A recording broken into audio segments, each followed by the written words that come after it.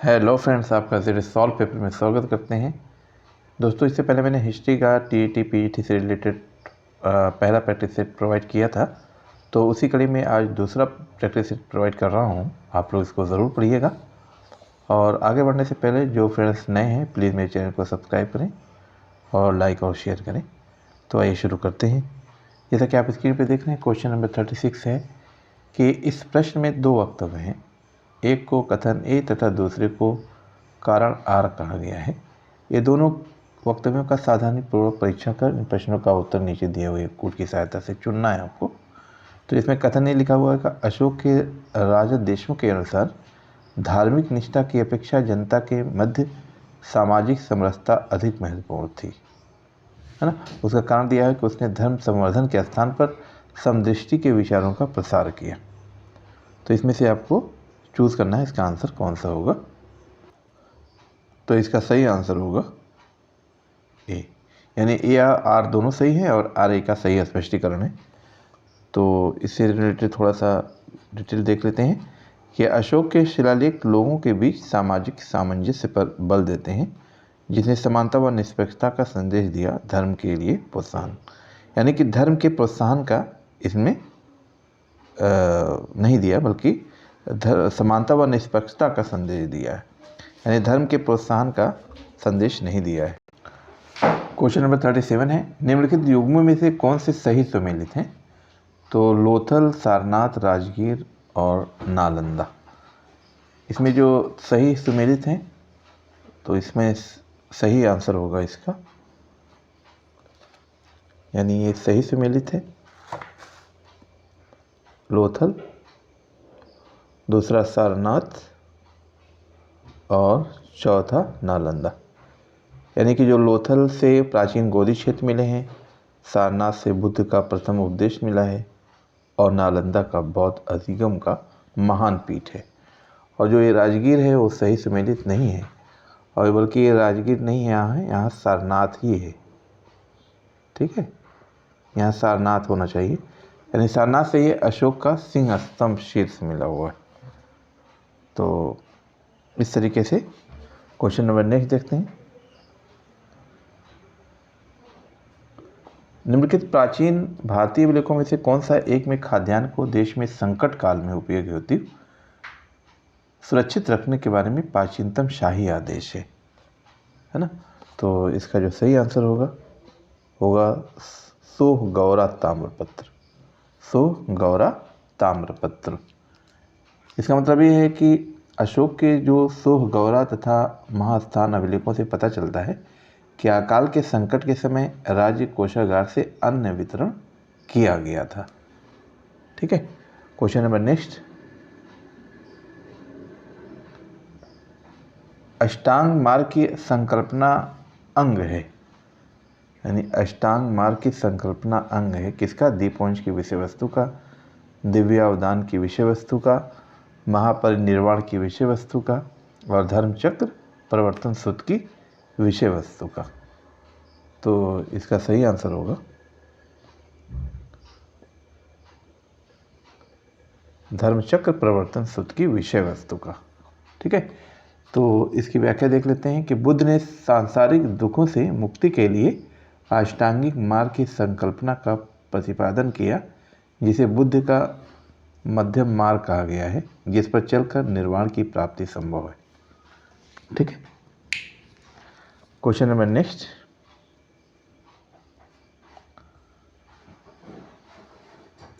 यहाँ पर आप एक मानचित्र देख रहे हैं, है ना। ये मानचित्र आपको यहाँ हेल्प करेगा क्वेश्चन को सॉल्व करने में। जैसे पहला क्वेश्चन इसमें है कि कनिष्क से इसकी मृत्यु के समय का पता चलता है। समुद्रगुप्त से उसके दक्षिण भारत अभियान के उपरांत जो शेडेड एरिया है उसे क्या आप निष्कर्ष निकालेंगे। और तीसरा है अशोक से उसके शासनकाल के अंतिम समय के बारे में।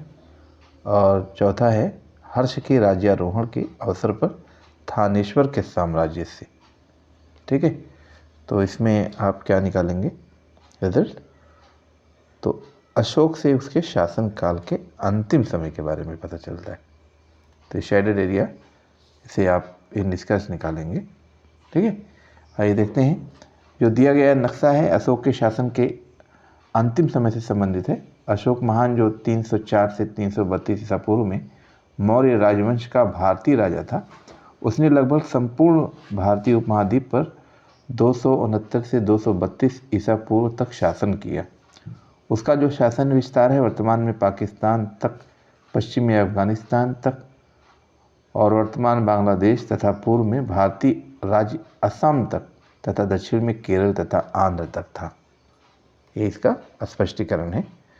क्वेश्चन नंबर नेक्स्ट देखते हैं। ईसा की 3री शताब्दी में जबकि हूण आक्रमण से रोमन साम्राज्य समाप्त हो गया तो भारतीय व्यापारी अधिकाधिक निर्भर हो गए। तो भारतीय व्यापारी अधिकाधिक जो है किस पर निर्भर हुए हैं, तो आपको इसका सही आंसर बताना है। तो दोस्तों इसका आंसर आप थोड़ा सोच लीजिए। तो इसका सही आंसर होगा दक्षिण पूर्व एशियाई व्यापार पर, दक्षिण पूर्व एशियाई व्यापार पर। ठीक है, यानी कि इसको हम देख लेते हैं कि ईसा की 3री शताब्दी में जब हूण आक्रमण से रोमन साम्राज्य समाप्त हो गया तब भारतीय व्यापारी अधिकाधिक दक्षिण पूर्व एशियाई व्यापार पर निर्भर हो गए। क्लियर। Question number next. हाँ, जो फ्रेंड्स अगर आप कुछ अलग आंसर समझ इनके आ रहा है, अगर उनका आंसर कुछ विपरीत है तो आप कमेंट कर सकते हैं और सही आंसर बता सकते हैं, क्योंकि इससे उन स्टूडेंट का फ़ायदा होगा जो कंफ्यूज हैं, जिनके आंसर जो है कंफर्म नहीं है। और मैंने जो जिस बुक से आपको बताया है और इसमें गलती भी हो सकती है, तो अगर आप लोग सही उत्तर बता रहे हैं तो प्लीज़ आप सोर्स भी बताएं कि आप वो जो आंसर दे रहे हैं किस सोर्स से दे रहे हैं। सिर्फ इतना ना कहें कि आंसर गलत है, गलत आंसर देते हैं, नेगेटिव कमेंट करें। इससे क्या होता है कि उत्साह थोड़ा सा धूमिल हो जाता है ना, उत्साह कम हो जाता है। तो आप सब लोग इसका भी ख्याल करें। हम लोग मेहनत से वीडियो बनाते हैं, तो आप लोग उत्साहवर्धक मैसेज किया करें ताकि एनर्जी मिले और एनर्जी दूसरे वीडियो बनाने में काम आए और आपके लिए तरह तरह से एग्ज़ाम की प्रैक्टिस प्रोवाइड करें, है ना फ्रेंड्स। एक बार मैं फिर कह रहा हूँ, जो फ्रेंड्स नए हैं प्लीज़ चैनल को सब्सक्राइब करें और पसंद आता है लाइक और शेयर भी करें। इससे पता चलता है कि मुझे वीडियो की क्वालिटी कैसे रखनी चाहिए। ठीक है, क्वेश्चन नंबर 42 देखते हैं। निम्नलिखित व्यक्ति भारत में किसी न किसी समय आए, जैसे फाहियान, इसिंग, मेगस्थनीज, वेंसंग। तो आपको एक क्रम बताना है कि ये किस क्रम में आए हैं। तो सोच लीजिए। तो इसका जो क्रम होगा वो सबसे पहले जो है मेगस्थनीज, उसके बाद फाहियान, उसके बाद वेंसंग, उसके बाद इसिंग। यानी इस तरीके से जो इसका आंसर होगा वो बी होगा, है ना। इसको हम देख लेते हैं और थोड़ा स्पष्टीकरण से कि जो आप देख रहे हैं आंसर में कि जो व्यक्ति भारत में आए वो, जो मेगस्थनीज की बात मैंने पहले किया, तो मेगस्थनीज जो है चंद्रगुप्त मौर्य के शासनकाल में आए थे। जो फाहियान है वो चंद्रगुप्त विक्रमादित्य के शासनकाल में आए थे और जो वेंसंग है वो हर्षवर्धन के शासनकाल में आए थे और जो इसिंग है वो 7वीं सदी में हर्षवर्धन के शासनकाल के बाद आया था। ठीक है, तो इस तरीके से इसका जो ऑप्शन होगा वो बी होगा। अब क्वेश्चन नंबर नेक्स्ट देखते हैं। निम्नलिखित में से कौन सा एक ईसा पूर्व 6ठी शताब्दी में भारत का सर्वाधिक शक्तिशाली नगर राज्य था। तो इसमें सर्वाधिक शक्तिशाली नगर राज्य कौन सा था, तो इसमें होगा मगध। ठीक है, ये तो सभी लोग जानते हैं, मगध बहुत महत्वपूर्ण और शक्तिशाली राज्य था। तो इसको देख लेते हैं कि ईसा पूर्व 6ठी शताब्दी में भारत का सर्वाधिक शक्तिशाली नगर राज्य मगध था। मगध का 16 महाजनपदों के अन्य राज्यों से शक्तिशाली होने का मुख्य कारण वहाँ की भौगोलिक दशाएं थीं। इसके अतिरिक्त सुयोग्य एवं महत्वाकांक्षी राजाओं का नेतृत्व भी मगध के शक्तिशाली होने का एक कारण था। तो ये भी देख सकते हैं। Question number next. ईसा पूर्व 2री शताब्दी के प्रारंभ में उत्तरी अफगानिस्तान में स्थापित भारत यूनानी राज्य था। Bactria, Scythia, Gedrosia, Aria. तो इसका सही आंसर होगा बैक्ट्रिया। ठीक है, तो ये भारत यूनानी राज्य था। इसको हम और क्लियर देख रहे हैं कि ईसा पूर्व दूसरी शताब्दी के प्रारंभ में उत्तरी अफगानिस्तान में स्थापित भारत यूनानी राज्य बैक्टीरिया ही था। वो वाला बैक्टीरिया नहीं जो वायरस, बैक्टीरिया, फंगस होते हैं, बल्कि बैक्टीरिया अलग राज्य था। ठीक है, क्वेश्चन नंबर नेक्स्ट देखते हैं कि आर्य शब्द इंगित करता है। आर्य शब्द से आप क्या समझते हैं? तो आर्य शब्द से हम भाषा समूह को समझते हैं। ठीक है, आर्य शब्द से हम भाषा समूह को समझते हैं। क्यों समझते हैं? जो आर्य शब्द है वो भाषाई समूह का व्यंजक है। आर्यों की भाषा संस्कृत थी। संस्कृत भारूपी भाषा परिवार का हिस्सा है। इन्हें भाषा परिवार इसलिए कहा गया क्योंकि आरंभ में उनमें कई शब्द एक जैसे थे। जैसे 1500 ईसा पूर्व के आसपास जब आर्यों ने भारत में प्रवेश किया तो वे एक ही भाषा का प्रयोग करते थे। क्वेश्चन नंबर नेक्स्ट देखते हैं कि गुप्त काल में उत्तर भारतीय व्यापार निम्नलिखित में से किस एक पत्तन से संचालित होता था? ताम्रलिप्त से, भड़ौत से, कल्याण से, कैम्बे से, है ना? तो इसका सही आंसर होगा ताम्रलिप्त। ताम्रलिप्त। यहाँ ताम्रलिप्त बंगाल की खाड़ी में स्थित एक प्राचीन काल का शहर था जिसे वर्तमान भारत के ताम्लुक से समेकित किया जाता है। ताम्रलिप्त प्रारंभिक ऐतिहासिक भारत में व्यापार व वाणिज्य का एक प्रमुख नगरीय केंद्र रहा है। यहाँ से व्यापार सिल्क रोड से उत्तरापथ होते हुए मुख्य व्यापारिक मार्ग से मध्य पूर्व और यूरोप से होता था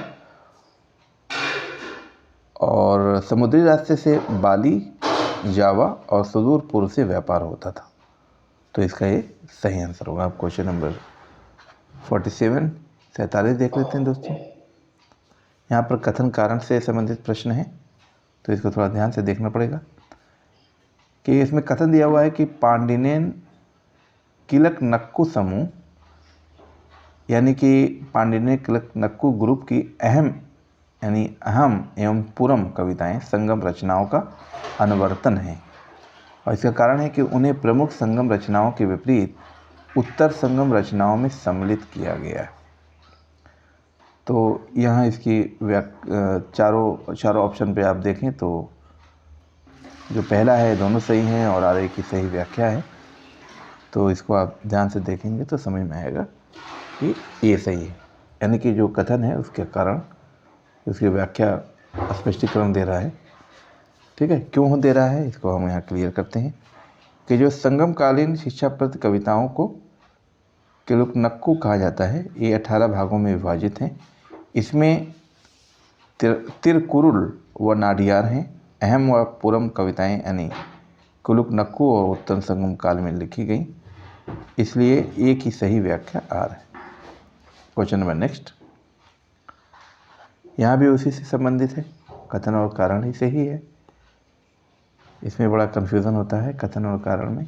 इसको वही सॉल्व कर सकता है जिसको कॉन्सेप्ट क्लियर है, जो कॉन्सेप्चुअल पढ़ता है, फैक्चुअल नहीं पढ़ता, और यही सही ज्ञान को दर्शाता है।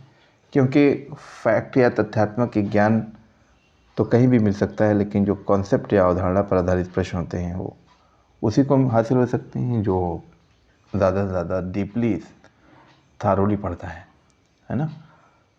तो क्वेश्चन में लिखा हुआ है, जैन धर्म के अहिंसा पर बल ने कृषकों को जैन धर्म अपनाने से रोका, और कारण दिया हुआ है कृषि में कीटों एवं पीड़कों की हत्या होना शामिल है। तो इसमें से कौन सा आंसर सही होगा? तो इसमें भी यही सही होगा, है ना। तो क्यों सही होगा ये भी देख लेते हैं कि दोनों कथन सही हैं, क्योंकि अत्यधिक अहिंसा ने कृषकों को जैन धर्म अपनाने से रोका, है ना। जब ये कीड़ों को मारने में भी दया करते थे तो कैसे खेती करेंगे, तो इसीलिए ये जैन धर्म जो है ज़्यादा विकास नहीं कर पाया। क्वेश्चन नंबर नेक्स्ट देखते हैं, ये भी कथन कांड से रिलेटेड है कि प्राचीन भारत में सामंती व्यवस्था का अभ्युदय सैनिक अभियानों में देखा जा सकता है, और कारण क्या है? गुप्त काल में सामंती व्यवस्था का पर्याप्त विस्तार हुआ। तो इसका सही आंसर होगा बी। ए और आर दोनों सही हैं, किंतु आर ए की सही व्याख्या आर नहीं करता। तो इसको और स्पष्टीकरण देखते हैं कि प्राचीन भारत में राजाओं ने विशेष रूप से मौर्य काल के बाद भूमि का स्वामित्व ब्राह्मणों, विद्वानों, धार्मिक संस्थानों को देना शुरू कर दिया था। ऐसा सैन्य अभियान के दौरान अधिक होता था और गुप्त काल में सामंतवाद का विस्तार हुआ तथा सामंतों को पर्याप्त अधिकार था। उन्हें व्यापारियों और शिल्पियों के संघ एवं अन्य सामुदायिक संस्थाओं के साथ सत्ता में भागीदार बनाया जाता था। ठीक है, क्वेश्चन नंबर नेक्स्ट देखते हैं दोस्तों।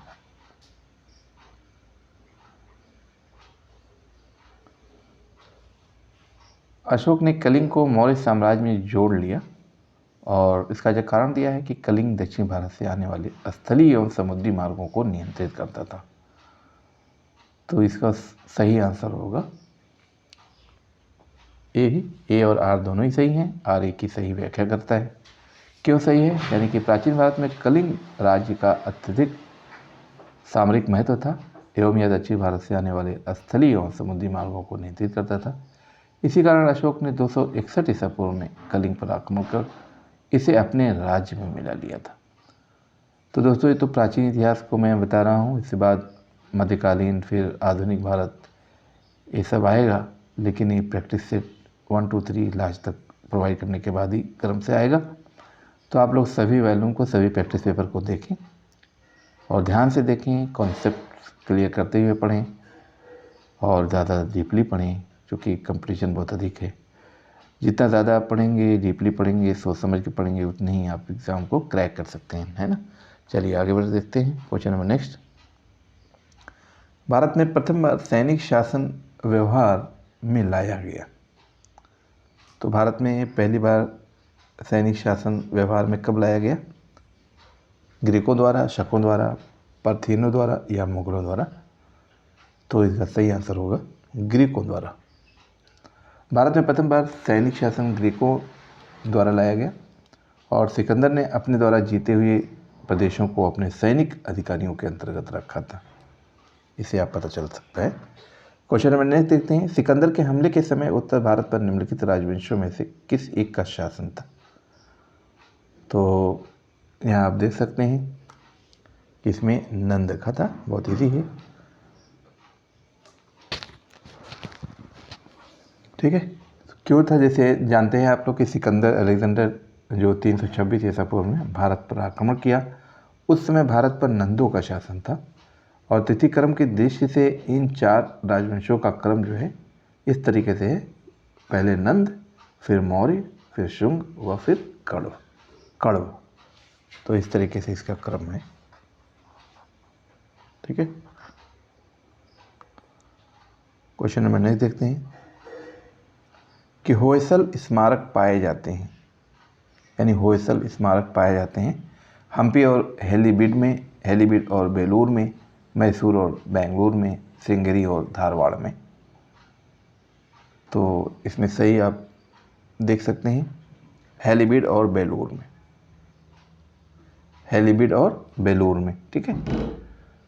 तो प्रारंभ में होयसलों की राजधानी बेलूर थी, परंतु बाद में हेलीबीड हो गई। Question number next 54। निम्नलिखित युग्मों में से कौन सा एक सही सुमेलित है? यानी कि एक सही सुमेलित है, बाकी सब गलत है। तो इसमें जो सही है वो है कुषाण, यानी एक गंधार कला शैली से सही सुमेलित है, बाकी सब गलत है, ठीक है दोस्तों। अगर इसका सही हम बताना चाहेंगे, जो चित्रित धूसर मृदबाण है वो उत्तर वैदिक काल से संबंधित है, ठीक है। और जो अजंता चित्रकारी है ये गुप्त काल से संबंधित है और जो पहाड़ी चित्र शैली है ये मुगल काल से संबंधित है। तो इसकी ये व्याख्या है। Question number next.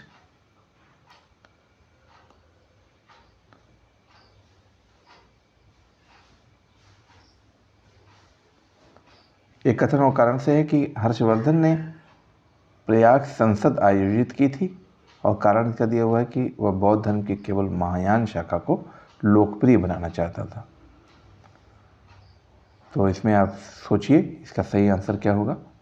तो इसका सही आंसर होगा ए आर दोनों सही है, परंतु आर ए की सही व्याख्या नहीं है, ठीक है दोस्तों। यानी कि ए आर दोनों सही है और ये सही व्याख्या नहीं है। इसका और क्लियर देख लेते हैं। क्या हर्षवर्धन ने प्रयाग और कन्नौज में समिति बुलाई और प्रथम जो समिति का आयोजन हर्ष ने स्वयं की प्रसिद्धि के लिए किया था?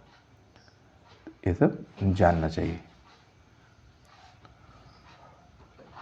क्वेश्चन नंबर नेक्स्ट,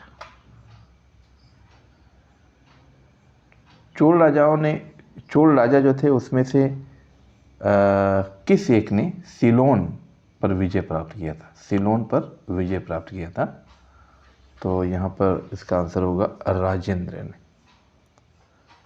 यानी कि 1017 में राजेंद्र ने संपूर्ण सीलोन, जिसे हम श्रीलंका कहते हैं, और इससे पहले राजराज प्रथम ने इसका आधा भाग जीता था। ठीक है।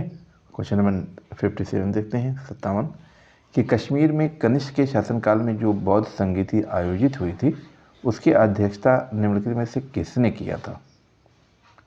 तो इसमें वसुमित्र ने किया था। ठीक है। यानी कि कश्मीर के कुंडल वन में कनिष्क के शासनकाल में चतुर्थ बौद्ध संगीति का आयोजन हुआ। इस बौद्ध संगीत की अध्यक्षता वसुमित्र ने किया था और अश्वघोष इसके उपाध्यक्ष थे।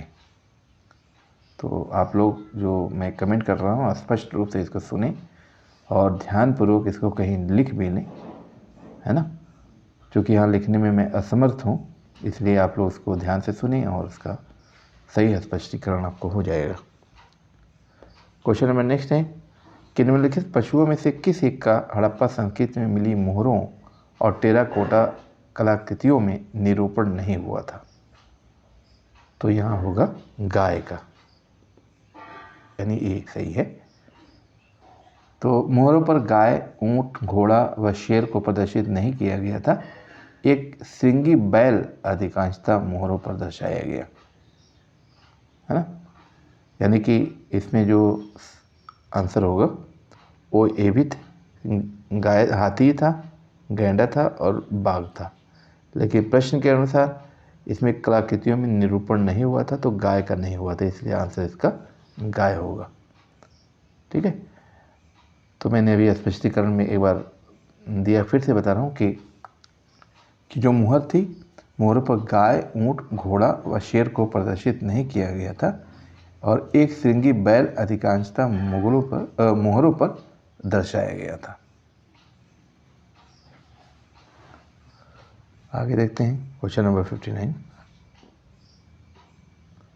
इसमें सूची 1 को सूची 2 से मिलाना है दोस्तों। थोड़ा आप लोग इसको सोच करके मिलाइए कि लोथल, कालीबंगा, धौलावीरा, बनवाली, है ना। तो जो लोथल होगा वो यहाँ पर लोथल का गोदीवाड़ा से होगा और कालीबंगा से होगा जुता हुआ खेत और धौलावीरा से होगा हड़प्पन लिपि और जो बनवाली होगा वो पक्की मिट्टी से रिलेटेड। तो इस तरीके से अगर ये आंसर आ रहा है तो होगा बी। ठीक है। क्वेश्चन नंबर नेक्स्ट,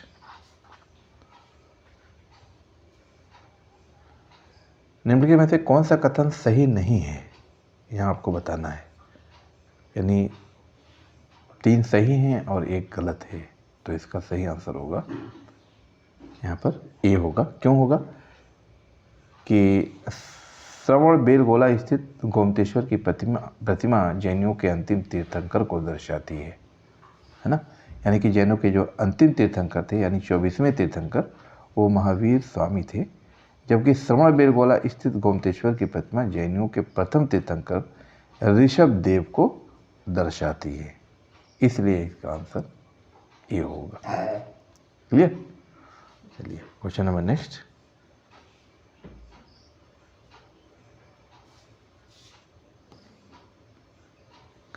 प्राचीन भारत के बौद्ध मठों में पावरन नामक समारोह आयोजित किया जाता था। तो इसका सही आंसर जो होगा वो बी होगा। क्यों होगा? क्योंकि जो पावरन है वो बौद्धों का समारोह था, यानी पावरन बौद्धों का समारोह था जो 11वें चंद्रमास की पूर्णिमा को मनाया जाता था। बौद्ध भिक्षु वर्षा ऋतु के दौरान मठों में प्रवास करते थे तथा अपने अपराधों की स्वीकारोक्ति करते थे। ठीक है, तो ये पावरन नामक समारोह से संबंधित है, इसलिए आंसर बी होगा। क्वेश्चन नंबर नेक्स्ट है कि विशाख दत्त के प्राचीन भारतीय नाटक मुद्रा राक्षस की विषय वस्तु क्या है? तो इसकी विषय वस्तु क्या होगी? चंद्रगुप्त मौर्य के समय में दरबार की दुरभिसंधियों के बारे में ये बताया गया है। मुद्रा राक्षस की विषय वस्तु है। तो यहाँ पर और क्लियर देख लेते हैं। विशाख दत्त द्वारा संस्कृत भाषा में रचित नाटक मुद्रा राक्षस उत्तर भारत में चंद्रगुप्त मौर्य के उत्थान व शक्ति के विषय में बताता है।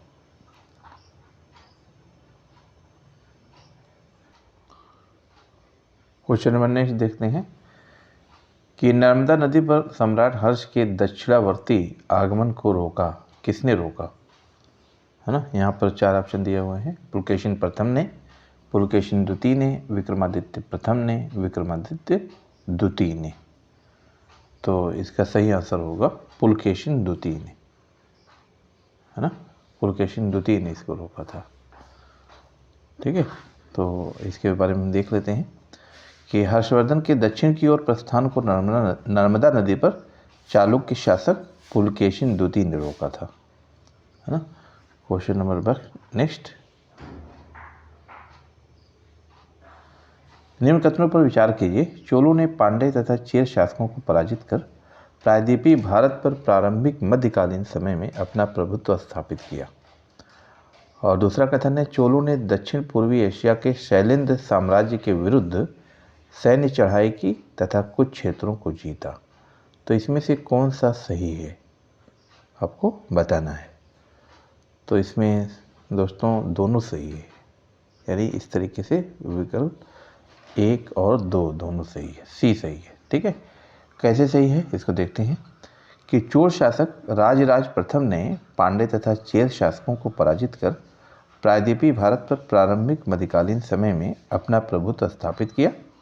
इसके अतिरिक्त इसने श्रीलंका के उत्तरी भाग को जीतकर चोल साम्राज्य का एक प्रांत बना दिया तथा मालदीव पर भी आधिपत्य स्थापित कर लिया। इसी प्रकार राजेंद्र चोल ने न केवल संपूर्ण श्रीलंका को जीता बल्कि दक्षिण पूर्व एशिया के शैलेंद्र साम्राज्य के विरुद्ध सैन्य अभियान कर कुछ क्षेत्रों पर आधिपत्य स्थापित कर लिया।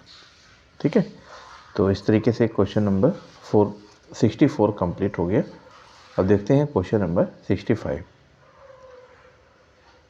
यहाँ पर लिखा हुआ है कि शूद्रक द्वारा लिखी हुई प्राचीन भारतीय पुस्तक मृच्छकटिकम का विषय क्या था? तो मृच्छकटिकम का यहाँ विषय पूछ रहा है। तो यहाँ पर है एक धनी व्यापारी और एक गणिका की पुत्री की प्रेम गाथा, है ना।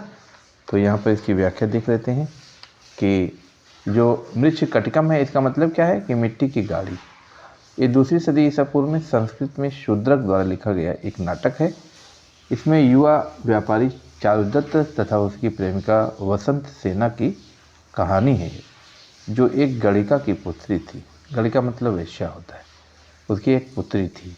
ठीक है, क्वेश्चन नंबर 66 देखते हैं दोस्तों। निम्न कथनों पर विचार कीजिए कि वर्धमान महावीर की माता लिच्छवी के मुखिया चेतक की पुत्री थी और दूसरा है गौतम बुद्ध की माता कौशल राजवंश की राजकुमारी थी और तीसरा है 23वें तीर्थंकर पार्श्वनाथ बनारस से थे। तो इसमें आपको बताना है इनमें से कौन सही है, 1, 2, 2, 3 या 1, 2, 3। तो इसका सही आंसर होगा कि 2 और 3 सही है ना, और 1 गलत है। इस तरीके से सी ऑप्शन इसका सही होगा, यानी 2 और 3 सही है।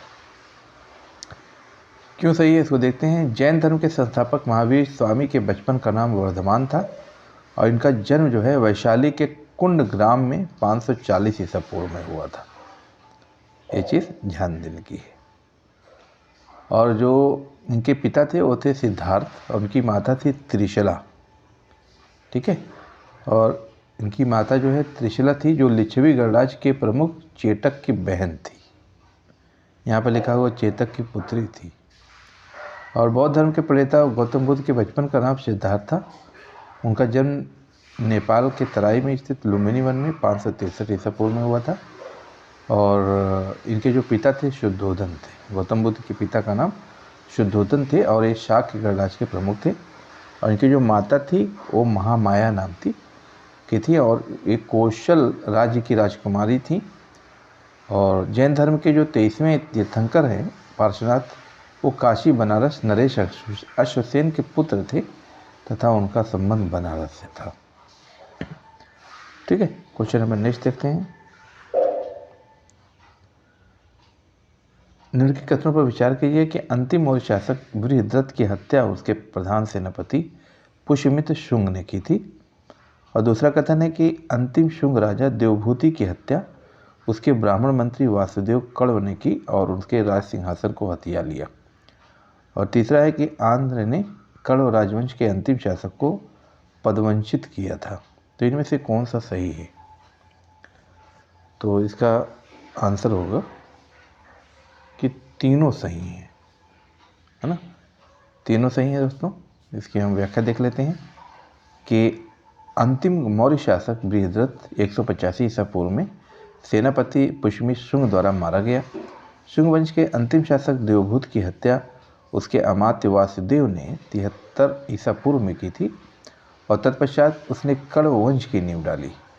कण्व वंश का अंतिम शासक सुशर्मा था और इसकी हत्या 60 ईसा पूर्व में सिमुक ने की, जो आंध्र सातवाहन वंश का संस्थापक था। ठीक है, क्वेश्चन नंबर नेक्स्ट। निम्नलिखित कथनों पर विचार कीजिए। चीनी तीर्थयात्री फायान ने कनिष्क द्वारा आयोजित की गई चतुर्थ महान बौद्ध संगीत में भाग लिया। और दूसरा है चीनी तीर्थयात्री वेनसांग हर्ष से मिला और उसे बौद्ध धर्म का प्रतिरोधी पाया। तो इनमें से कौन सा सही है? ठीक है, तो इसमें जो सही होगा वो कोई सही नहीं होगा, है ना। तो क्यों नहीं सही होगा इसको हम देख लेते हैं।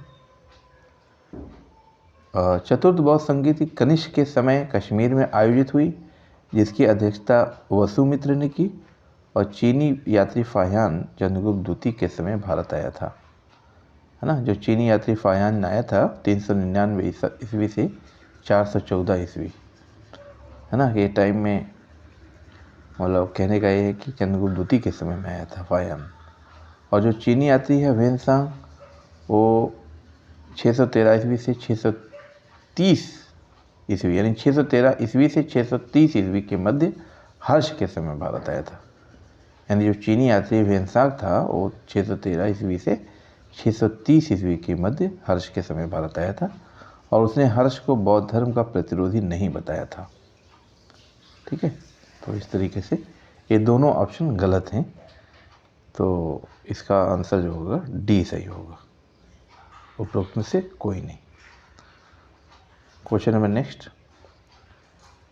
प्राचीन जैन धर्म के संबंध में निम्नलिखित कथनों में से कौन सा कथन सही है? आपको इसमें से कौन सा कथन सही है वो बताना है। तो इसमें होगा सी, प्रथम शतक ईसा पूर्व में जैन धर्म को कलिंग के राजा खारवेल का समर्थन मिला, है ना। तो इसमें हम व्याख्या देख लेते हैं। दक्षिण भारत में जैन धर्म का प्रचार भद्रबाहु के द्वारा हुआ। पाटलिपुत्र में यानी आधुनिक पटना जो आयोजित प्रथम बौद्ध संगीत के पश्चात जो लोग भद्रबाहु के नेतृत्व में थे वे दिगंबर कहलाए तथा स्थूलबाहु के नेतृत्व में श्वेतांबर। प्रारंभ में जैन धर्म में मूर्ति पूजा का प्रचलन नहीं था। विभाजन के पश्चात श्वेतांबर अनुयायियों ने महावीर तथा अन्य तीर्थंकरों की मूर्तियों की पूजा प्रारंभ की। तो जो विकल्प सी है वो सही है ना, जैसा कि मैंने आपको बताया। और कलिंग राजा खारवेल ने जैन धर्म को समर्थन दिया। इस क्वेश्चन नंबर नेक्स्ट। निम्नलिखित चार वेदों में से किस एक में जादुई माया और वशीकरण यानी मैजिकल चार्म्स एंड स्पेल का वर्णन है? तो ये बहुत ही आसान क्वेश्चन है। तो ये अथर्ववेद में, तो अथर्ववेद में ही जादू टोना होता है। आपको मालूम होगा कि अथर्ववेद तंत्र मंत्र जादू आदि से संबंधित ग्रंथ है, जिसमें जादू टोना वशीकरण से संबंधित मंत्र है। जिनका प्रयोग बुरी शक्तियों व बीमारियों को दूर करने के लिए किया जाता है। क्वेश्चन नंबर नेक्स्ट,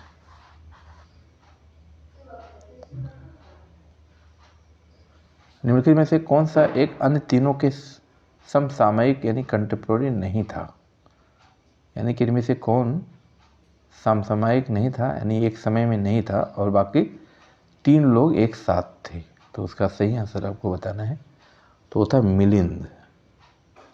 यानी बाकी तीनों कंटेम्पोररी थे। कौन कौन? बिंबिसार, गौतम बुद्ध और प्रसेनजीत।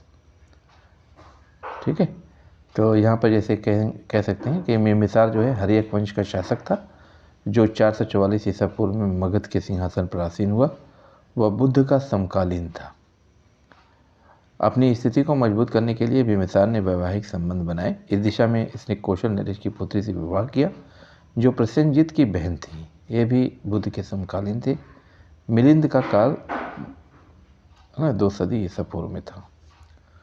क्वेश्चन नंबर नेक्स्ट 72वां देख लेते हैं। निम्नलिखित में से किसने राष्ट्रकूट साम्राज्य की नींव रखी? तो इसमें सही आंसर होगा दंतीदुर्ग। तो दंतीदुर्ग ने राष्ट्रकूट साम्राज्य की नींव रखी। यहाँ पर आपको बताना है कि दंतीदुर्ग चालुक्यों का सामंत था। इसने 753 ईस्वी में राष्ट्रकूट साम्राज्य की नींव डाली और मान्यखेत को अपनी राजधानी बनाया। ठीक है, क्वेश्चन नंबर 73 प्राचीन नगर तक्षशिला निम्नलिखित में से किनके बीच स्थित था? किनके बीच स्थित था? तो आपको यहाँ जानना चाहिए सिंधु और झेलम के बीच में, यानी ए सही है ना।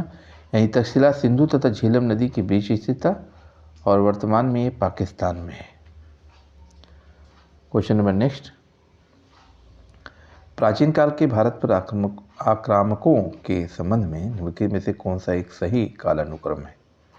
आपको इसमें क्रम बताना है। यूनानी शक कुषाण, यूनानी कुषाण शक, शक यूनानी कुषाण, शक कुषाण यूनानी। ठीक है, तो इसमें आपको बताना है। तो सही होगा यूनानी शक कुषाण, यानी ए सही है। यूनानी शक कुषाण ना, यूनानी शक कुषाण। तो इसका क्रम हम यहाँ देख लेते हैं कि यूनानी शक कुषाण, यूनानी जो है 513 ईसा पूर्व में यूनानी शासक डेरियस के नेतृत्व में भारत आए। शक जो है 90 ईसा पूर्व में भारत आए और कुषाण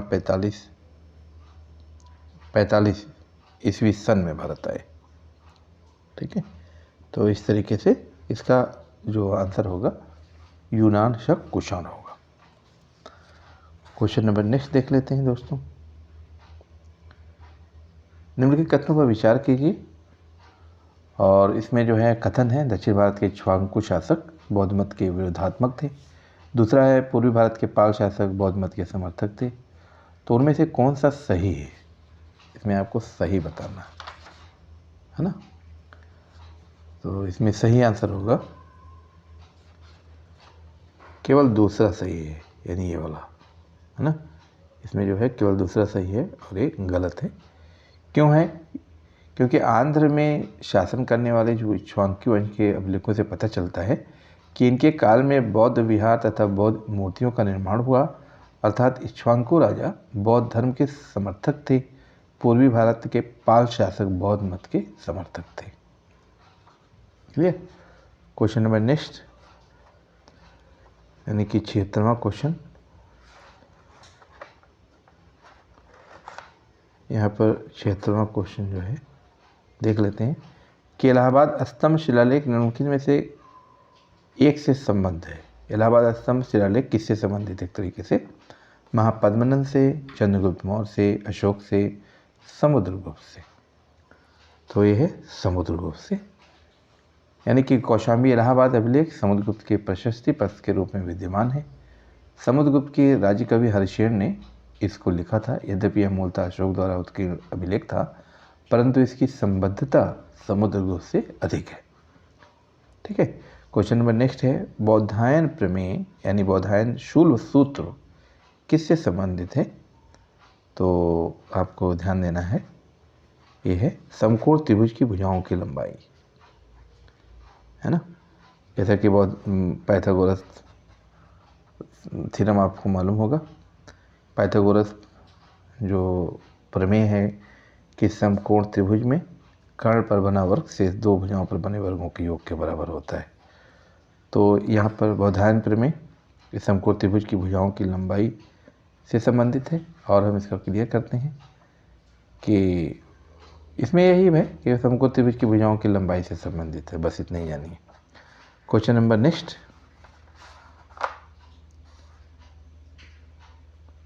कि अनेकांतवाद, यानी क्वेश्चन नंबर 78 में है कि अनेकांतवाद निम्नलिखित में से किसका क्रोड सिद्धांत एवं दर्शन है ना। अनेकांतवाद किसका क्रोड और सिद्धांत एवं दर्शन है, तो आपको जानना चाहिए ये जैन मत का है।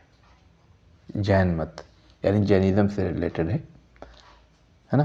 तो जैन अध्यात्म वास्तविक तथा अनेकवाद पर आधारित है। इसे अनेकांतवाद या स्यादवाद कहा जाता है।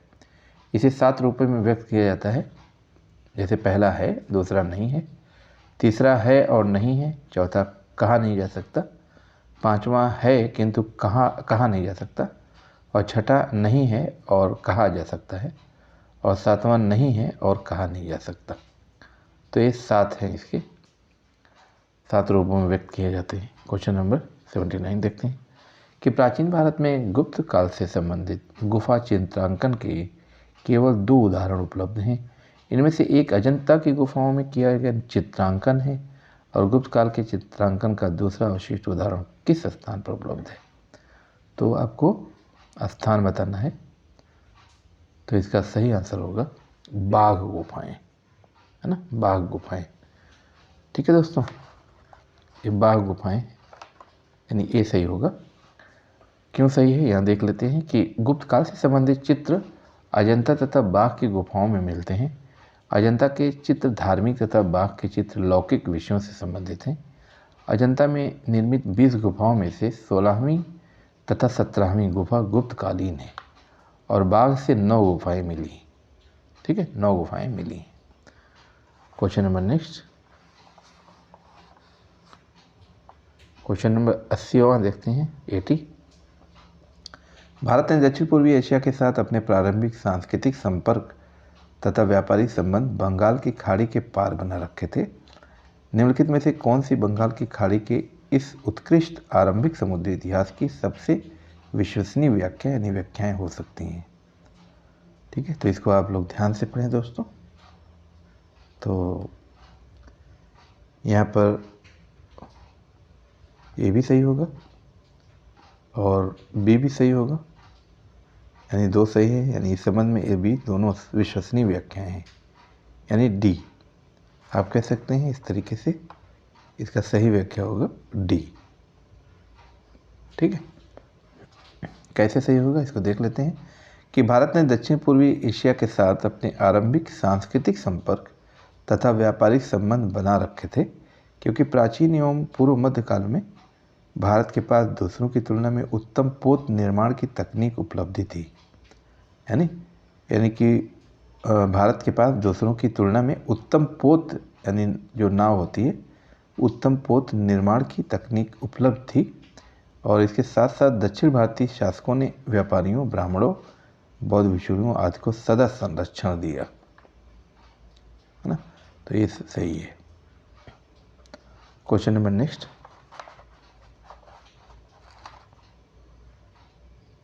इक्यासीवां देखते हैं दोस्तों। जैन दर्शन के अनुसार सृष्टि की रचना एवं पालन पोषण ये कैसे हुआ, यहाँ पर आपको ध्यान देना है। तो इसका सही आंसर होगा सार्वभौमिक आत्मा से हुआ। ठीक है, जैन दर्शन के अनुसार सृष्टि की रचना एवं पालन पोषण ये सार्वभौमिक आत्मा से हुआ। तो इसकी व्याख्या देखते हैं। जैन धर्म में ईश्वर को सृष्टिकर्ता के रूप में स्थान नहीं दिया जाता है और जैन सिद्धांतों के अनुसार ब्राह्मण और उसके घटक यानी आत्मा, पदार्थ, स्थान, समय और गति हमेशा मौजूद रहते हैं, है ना। जैन सिद्धांतों के अनुसार जो ब्रह्मांड है और उसके घटक आत्मा, और उसके पदार्थ, स्थान, समय, गति, है ना, ये सब हमेशा मौजूद रहे हैं। और जैन दर्शन के अनुसार सृष्टि की रचना एवं पालन पोषण सार्वभौमिक विधान से हुआ है, सार्वभौमिक विधान से हुआ है।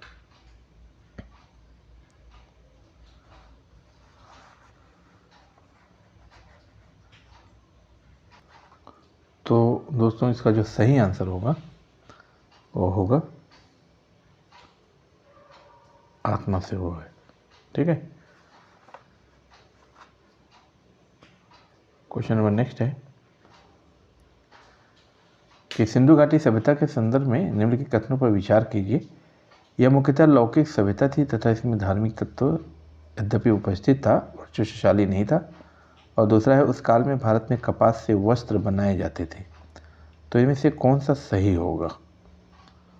ठीक है, तो इसमें जो सही होगा वो होगा, दोनों से सही होगा, यानी सी सही है। कैसे सही होगा इसको देख लेते हैं कि सिंधु घाटी सभ्यता एक नगरी एवं लौकिक सभ्यता थी, यद्यपि इसमें धार्मिक तत्व विद्यमान था किंतु वर्चस्वशाली नहीं था। इस काल में न सिर्फ आंतरिक बल्कि बाह्य व्यापार भी उन्नत दिशा में था। इस काल में सूती वस्त्र बनाए जाते थे, जिसके प्रमाण हमें मोहनजोदड़ो से मिलते हैं। मेहरगढ़ से कपास की खेती का साक्ष्य भी मिला है ना। क्वेश्चन नंबर 83 देखते हैं कि धर्म तथा रीत भारत की प्राचीन वैदिक सभ्यता के एक केंद्रीय विचार को चित्रित करते हैं। इस संदर्भ में निम्नलिखित कथनों पर विचार कीजिए। तो इस पर थोड़ा विचार करने की बात है थोड़ा, और इसमें से कौन कथन सही होगा आप विचार करें दोनों कथनों पर। कि धर्म व्यक्ति के दायित्व एवं स्वयं तथा दूसरों के प्रति व्यक्तिगत कर्तव्यों की संकल्पना था।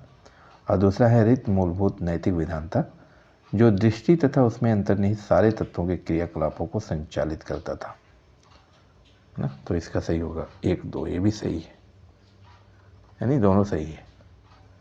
ठीक है, कैसे सही है? धर्म तथा ऋतु भारत की प्राचीन वैदिक सभ्यता के केंद्रीय विचार को चित्रित करते हैं, जहाँ धर्म व्यक्ति के दायित्वों एवं स्वयं तथा दूसरों के प्रति व्यक्तिगत कर्तव्यों की संकल्पना था। वहीं ऋतु जो है मूलभूत नैतिक विधान था जो सृष्टि और उसमें अंतर्निहित सारे तत्वों के क्रियाकलापों को संचालित करता है। ठीक है, क्वेश्चन नंबर नेक्स्ट। प्राचीन कालीन भारत में हुई वैज्ञानिक प्रगति के संदर्भ में निम्नलिखित में से कौन सा कथन सही है? तो इसमें अब 4 ऑप्शन दिया हुआ है और आपको इसमें बताना है कौन सा सही है। तो इसमें होगा सी, यानी 1, 3, 4 सही है, पहला, तीसरा और चौथा। ठीक है, दूसरा गलत है इसमें। अगला क्वेश्चन 85 देखते हैं। तो नेक्स्ट क्वेश्चन जो है 85 में प्रैक्टिस 3 में लेकर आऊँगा दोस्तों। क्योंकि वीडियो बहुत लंबा हो गया है, आप लोग इसको पूरा देखिएगा और इसको अच्छे से समझिएगा, आराम से पढ़िएगा, जल्दबाजी में नहीं पढ़िएगा, क्योंकि ये कॉन्सेप्चुअल क्वेश्चन हैं जो आपके एग्ज़ाम के लिए काफ़ी बेनिफिशियल हैं। आप शॉर्टकट रास्ता ना अपनाएं, क्योंकि शॉर्टकट रास्ता अपनाने से नुकसान हो सकता है, आपके विषय पर जो पकड़ है वो कमज़ोर हो जाएगी। इसलिए आप मजबूती से एक सब्जेक्ट पर अपनी पकड़ बनाए रखें और कॉन्सेप्चुअल पढ़ाई करें, धैर्य से पढ़ाई करें, धीरे धीरे पढ़ाई करते रहें, पेपर को ज़्यादा से ज़्यादा सॉल्व करें। ठीक है, तो मिलते हैं नेक्स्ट वीडियो में नेक्स्ट प्रैक्टिस सेट के साथ। और जो फ्रेंड्स अभी भी चैनल को सब्सक्राइब नहीं किए हैं, प्लीज़ वो सब्सक्राइब करें। ठीक है, ओके, थैंक्स।